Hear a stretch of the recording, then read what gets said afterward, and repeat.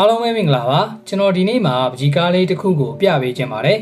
ဆိုတော့ဒီပကြီးကားလေးကတာမန်ရိုးရိုးပကြီးကားတစ်ချက်ဆိုပေမဲ့တေချာလေးစိုက်ပြီးတော့ကြည့်မယ်ဆိုရင်ခန်းစားချက်တစ်ခုခုရသွားစေနိုင်ပါတယ်ဆိုတော့ဒီပကြီးကားလေးပါ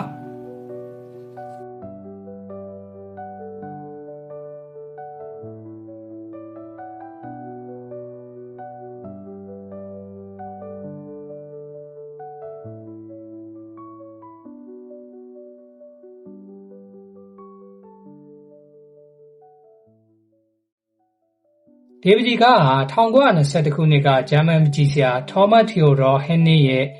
ခွေးပေါက်လေးတစ်ကောင်ကိုအဓိကကာရီတာထားပြီးတော့မှဖန်တီးခဲ့တဲ့ Siegfried လို့ခေါ်တဲ့ပကြီးကားတစ်ချက်ဖြစ်ပါတယ်။ဒီနေရာမှာတကယ်ထူးခြားနေတာက Siegfried ဆိုတဲ့ပကြီးကားရဲ့နာမည်ဖြစ်ပါတယ်။ Siegfried ဆိုတာကဒီဂျာမန် mythology မှာဆိုရင်နဂါးတွေကိုတတ်တဲ့နဂါးတတ်ဓမ္မ Dragon Slayer တယောက်ဖြစ်ပါတယ်။ဆိုတော့ဒီပကြီးကားထဲမှာမင်းတေတီနဲ့အခန့်ဓာဒီဆိုဖာပေါ်မှာထိုင်လို့နေခဲ့တဲ့ခွေးပေါက်လေးတစ်ကောင်ကို